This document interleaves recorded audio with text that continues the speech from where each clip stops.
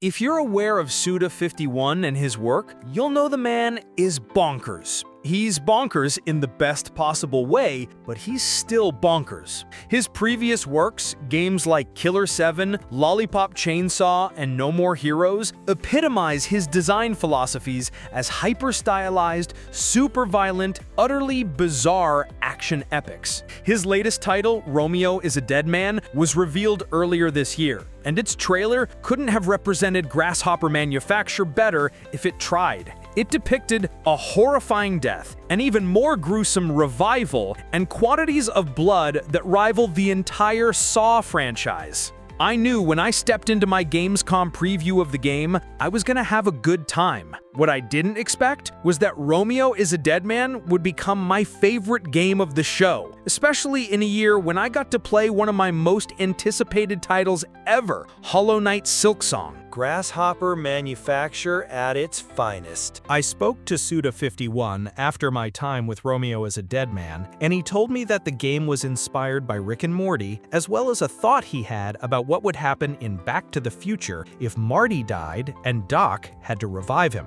It's a bananas premise and typically Suda, but one that lends itself perfectly to the game in hand. I stepped into the shoes of Romeo Stargazer, a regular guy who died and was revived by a surgically implanted piece of super technology. This new implant gets Romeo hired by the space-time department of the FBI, and he begins his wacky quest throughout space and time to find justice, alongside his lost girlfriend Juliet. I was never bored and always had a smile on my face. I was dropped into my demo with 4 ranged weapons, 4 melee weapons, 4 bastard attacks, which can be used to summon a range of elemental helpers, and a bloody summer for each weapon, which is effectively an ultimate attack. Variety is truly the spice of life in Romeo is a Dead Man.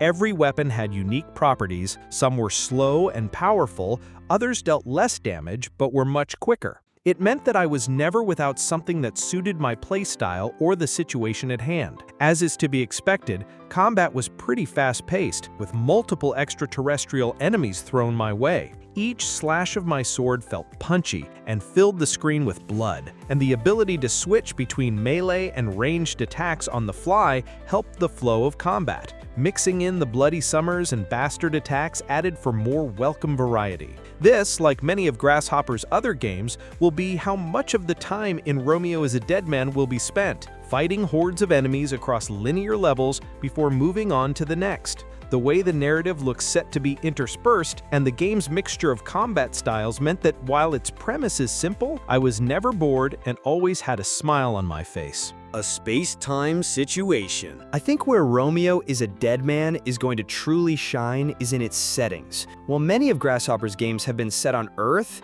in both real and fictional cities, this game will span multiple locations across the universe, alongside trips into subspace, something of an alternate dimension. The freedom to create these new fictional worlds, not limited to the confines of Earth, means Suda and his team will be able to really let their hair down. My demo featured a marsh-like area filled with swamp zombie creatures, as well as a trip to subspace to find keys in a multi-layered level. It culminated in a boss fight of epic proportions. I was hit with a fancy cutscene in which a character slits her throat, rips her head off, and throws it into a fire before transforming into a hideous behemoth. It was then down to me to tackle the beast. While the actual fight itself was nothing to write home about, it was mechanically pretty simple. Its design excited me. I'm not entirely sure how early in the game the demo was. I presume it was pretty early, but if this was any indication of how wild things are going to get, we're in good hands. Romeo is a Dead Man also keeps things fresh with a melding of art styles. There's one for the cutscenes, another for active gameplay, and a third, comic book style,